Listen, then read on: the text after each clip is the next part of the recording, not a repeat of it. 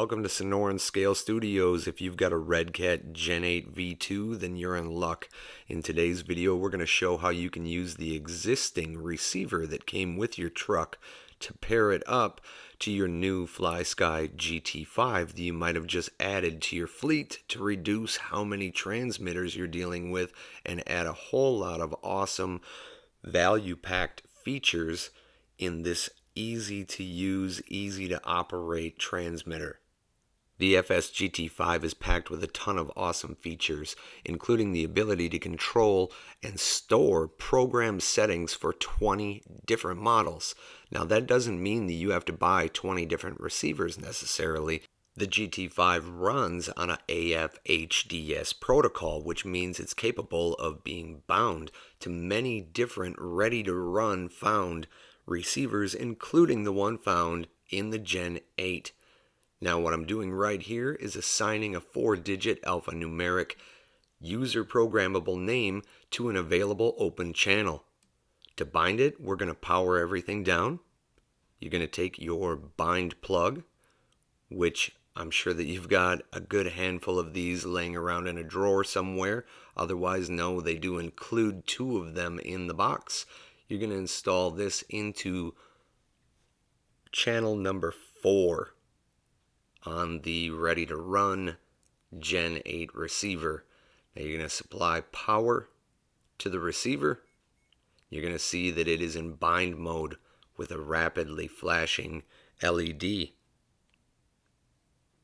At this point, you're going to hold down the physical bind button while powering up the transmitter that you powered off on the channel that you had selected for this model. You're going to notice the bind light on the receiver is now blinking at a slow pace. You are bound. Power down the truck, power down the transmitter, pull out the bind plug. At that point, reverse the procedure. Power back on the transmitter, power back on the truck. And just that simple, you're now bound up to your ready-to-run Redcat Gen 8 V2. Now you've got access to all of the features, and it unlocks a lot of flexibility and user programmability to a ready-to-run truck.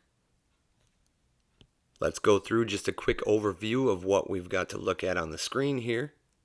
We've got all these different menu, sub-menu options, and you've got this navy wheel, very similar to an older style iPod. We're all familiar with this. It clicks and it spins. Now, to get into different menus, you're going to use the navy wheel, left and right, to navigate. And as you hover over each of these menu options, you're going to click the wheel in. You've got options like model, name for each model. From there, you've got reverse, which will reverse the input for each of your channels. You've got endpoint adjustment. You've got a finer sub-trim adjustment. These are for each of the 6 possible channels that this transmitter can control. You've got dual rate. You've got exponential, which will adjust your sensitivity off of neutral. You've got a really cool ABS feature if you're electing to use this for bashers or race style high speed vehicles.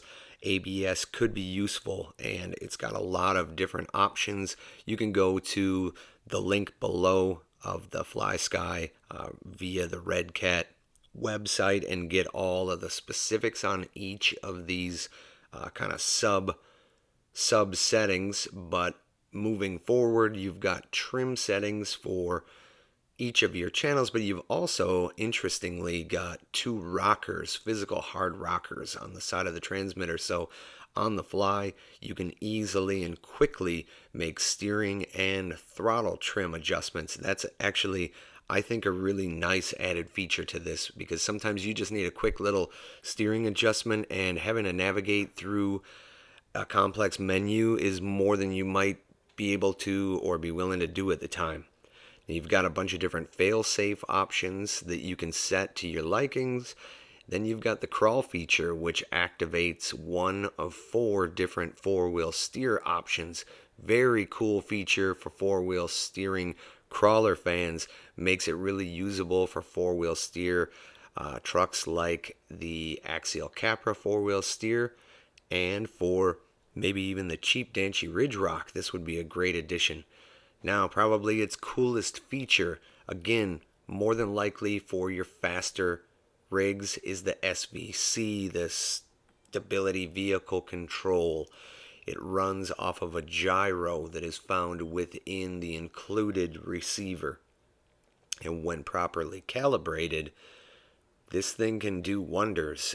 It can make driving fast race style vehicles a lot easier. It automatically compensates in both throttle and steering to keep your vehicle delivering power at its most efficient way, while at the same time maintaining a controllable path, keeping it going straight. So I hope that this helped you if you're interested in the GT5 by giving you an overview of some of its really cool, awesome, full-packed features that you're going to find for, I think a really reasonable price for something that'll control basically an entire RC fleet. Thanks for tuning in. We'll see you guys in the next one.